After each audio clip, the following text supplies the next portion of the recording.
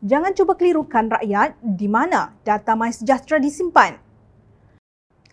Pengerusi Pakatan Harapan Datuk Seri Anwar Ibrahim memberi amaran bahawa pengumpulan data dari aplikasi MySejahtera merupakan satu kompromi berbentuk penjajahan apabila ia dilakukan secara tidak telus dan didorong oleh laba dan keuntungan.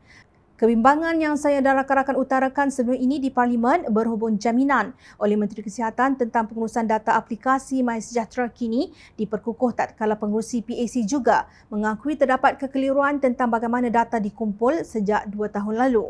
Laporan itu ternyata merobek keyakinan rakyat terhadap menteri bertanggungjawab. Namun, kini yang menjadi persoalan adalah status data-data peribadi pengguna, keselamatan negara dan juga reputasi menteri tersebut. Demikian kenyataan paling keras Anwar berhubung aplikasi MySejahtera pada Khamis 28 April 2022. Beliau menyandarkan kenyataannya kepada siasatan yang dijalankan PAC berserta dengan hasil siasatan dan kajiannya sendiri yang membuktikan bahawa kerajaan bukan hanya tidak mempedulikan aspek ketelusan dan memilik negarakan aplikasi MySejahtera melalui pembangunan, tetapi kerajaan juga turut membenarkan individu-individu yang dekat dengan pundak kuasa untuk mengaut laba dan keuntungan. Kita sedia maklum bahawa aplikasi ini adalah langkah yang sangat diperlukan sebagai usaha dan upaya negara dalam mengekang perebakan wabak yang kini telah meragut lebih 35,500 nyawa dan ini melibatkan data peribadi lebih 38 juta warga.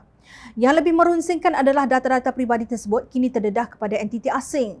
Rakyat seolah-olah dikelirukan dengan jaminan menteri berkaitan server di mana data MySejahtera disimpan, dakwa ketua pembangkang itu.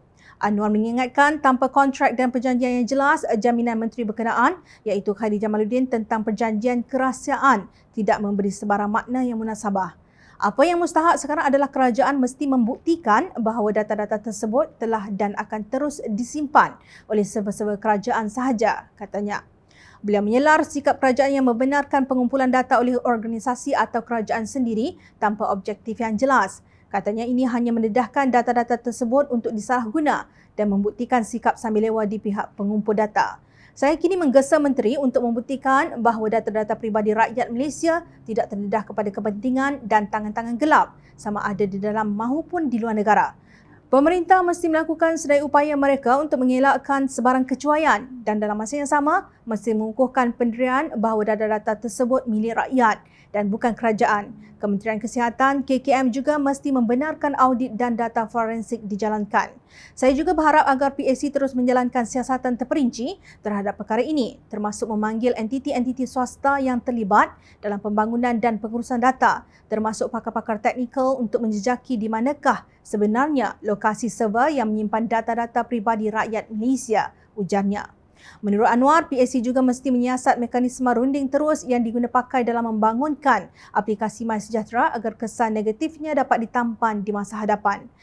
Sebagai negara yang pernah dijajah, kita mesti tidak harus berkompromi sama sekali terhadap sebarang bentuk penjajahan.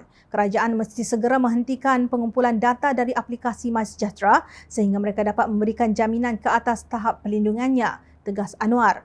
Sejak awal lagi, Jom Channel telah membangkitkan aspek pelindungan pengguna MySejahtera daripada pandangan pelbagai pihak. Hakikatnya, di mana server atau pelayan ditempatkan tidak relevan kerana penyelenggaraan tetap boleh mendapat akses data yang dikumpulkan menerusi data replication atau replikasi data.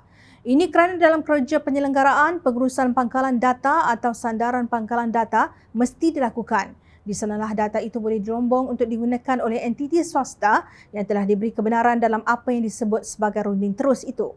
Mengapa Khairy begitu teruja untuk memberikan kerja penyelenggaraan MySejahtera kepada entiti swasta ini sehingga mengabaikan kebimbangan rakyat? Jangan ingat rakyat bodoh dan boleh dikelirukan dengan mudah.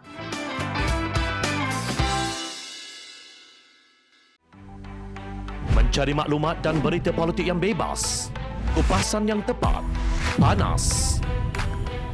Dapatkannya secara eksklusif hanya di Jom Channel.